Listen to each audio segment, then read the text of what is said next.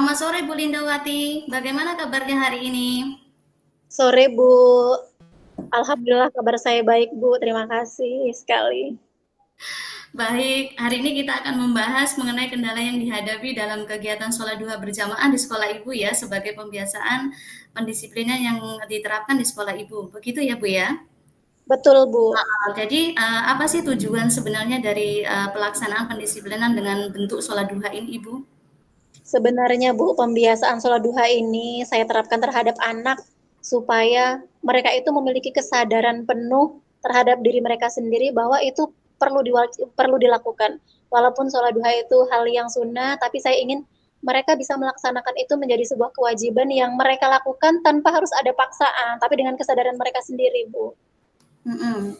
Jadi tujuannya adalah supaya anak-anak ini mau melaksanakan sholat duha tanpa paksaan ya Bu ya? Ya, Oke. nah mereka ini kan belum dengan kesadaran sendiri Bu. Salah satu contohnya dengan kalau ke musola harus kita giring-giring dulu, harus kita uber-uber dulu baru mereka bisa ke sana Bu. Mhm. Jadi apa sih ini kendalanya untuk mencapai tujuan tersebut Bu Lindawati? Jadi kendalanya selama ini yang saya alami ya Bu, anak-anak itu susah sekali dikondisikan untuk melaksanakan sholat duha. Ada yang mereka ke musola tapi tanpa wudhu. Ada yang mereka sudah wudhu tapi sampai di musola nggak sholat. Mmm. Dengan banyak alasan Bu, terkadang dengan waktu yang sudah kita tentukan 20 menit misalkan itu ya Bu, mereka itu tidak bisa benar-benar memaksimalkan waktu 20 menit. Ada yang wudhunya lama, dengan alasan antri bergantian, kadang ada yang nggak pakai sendal, seperti itu Mhm. Bu. Wow, berarti itu memang tantangan yang luar biasa ya Bu ya? Iya Bu, Anak susah harus digiring-giring, terus kemudian bikin alasan 20 menit yang diberikan itu untuk, bukannya cepet-cepet tapi malah ya diulur-ulur gitu ya Bu ya? ya betul. Iya. Nah, dari kendala tersebut, apakah Ibu sudah mencoba strategi tertentu untuk mengatasi hal tersebut Ibu Lindawati? Ya, saya sudah mencoba memberikan pengarahan dan pengawasan yang lebih ketat Bu. Contohnya nih ya Bu, uh, Mhm, kan sudah dilaksanakan yang memantau ya Bu. Yang memantau itu mhm. kan ada guru piket. Guru piket. Nah, dengan guru piket itu menurut saya masih tidak kondusif. Kemudian saya tambahkan dengan guru PAI yang terjadwal setiap harinya. Tetapi masih saja belum menunjukkan perubahan ke hal yang lebih baik, Bu.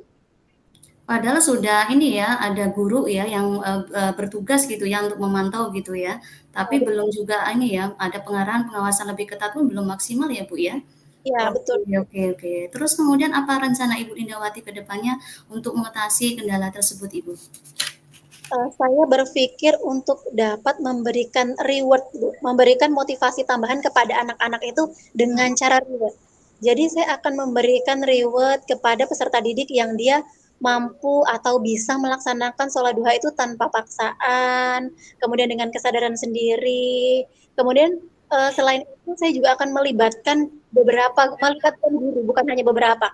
Semaksimal mungkin semua guru bisa melaksanakan sholat duha tersebut, Bu, supaya anak-anak ini bisa mencontoh. Jadi mereka bukan karena paksaan, tapi mereka bisa mencontoh dari apa yang dilakukan gurunya.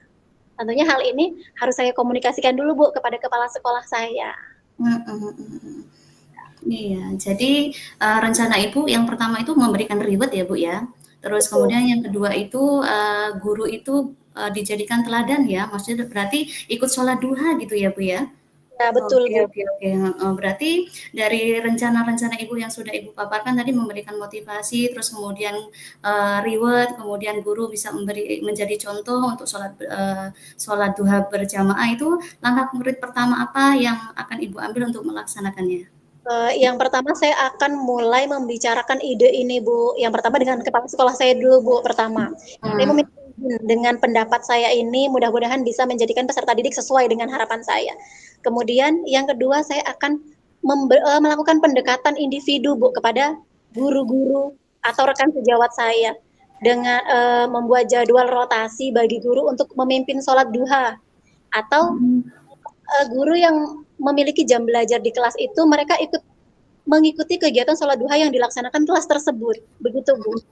Jadi langkah yang Ibu ambil itu yang pertama itu bicara dulu ya, membicarakan dulu dengan kepala sekolah, terus kemudian dengan rekan-rekan guru, terus kemudian apa namanya, ada pendekatan personal tadi Ibu ya? Terus kemudian membuat jadwal rotasi bagi guru-guru untuk memimpin sholat duha gitu ya Bu ya. Betul. Kira-kira rencana-rencana ini nih kapan akan Ibu laksanakan Bu? Dalam waktu dekat Rencananya ini? karena kita ini kan memasuki awal tahun ajaran baru ya Bu. Ya. Jadi di awal setelah saya mengkomunikasikan dengan kepala sekolah, kemudian saya melakukan pendekatan, saya ingin kepala sekolah saya menyampaikan hal tersebut pada rapat pemantapan tugas di awal tahun pelajaran, Bu. Supaya mereka bisa dipahami dengan guru-guru. Betapa pentingnya sholat duha, kemudian anak-anak itu bisa melakukan hal tersebut kalau kita sendiri yang mencontohkan. Begitu, Bu. Baik Ibu, itu langkah yang konkret dan terencana. Bagaimana Ibu akan mengevaluasi keberhasilan dari tindakan yang sudah dilakukan memberikan apresiasi kepada diri sendiri serta siswa Ibu? Ya, jadi evaluasi yang akan saya lakukan, Bu, saya akan memantau kehadiran dan partisipasi peserta didik yang mengikuti sholat duha itu selama beberapa pekan. Jika ada peningkatan, saya akan memberikan apresiasi kepada peserta didik dengan reward yang sudah direncanakan. Tidak harus 100% Bu. Misalkan anak tersebut sudah menunjukkan ke hal yang baik, itu akan saya berikan reward. Supaya bisa menjadi motivasi untuk teman-teman yang lainnya. Kemudian untuk diri sendiri, saya akan merefleksi dan memberikan penghargaan kecil seperti waktu luang untuk diri saya sendiri, Bu. Tentunya setelah merefleksi anak-anak, diri saya juga perlu direfleksi.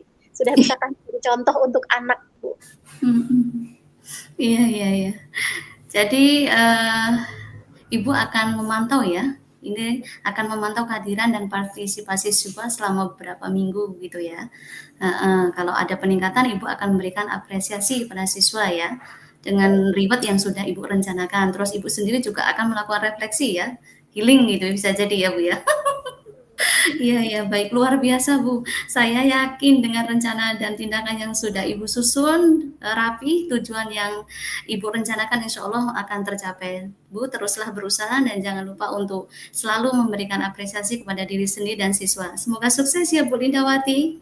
Terima kasih Bu Dwi atas coaching hari ini sangat memberikan pencerahan terhadap tujuan saya ini yang awalnya saya galau Bu, saya jadi mempunyai gambaran saya harus seperti apa sih, harus apa yang saya lakukan. Terima kasih sekali Bu Dwi. Ya, sama-sama Bu Lindawati, semoga berhasil ya.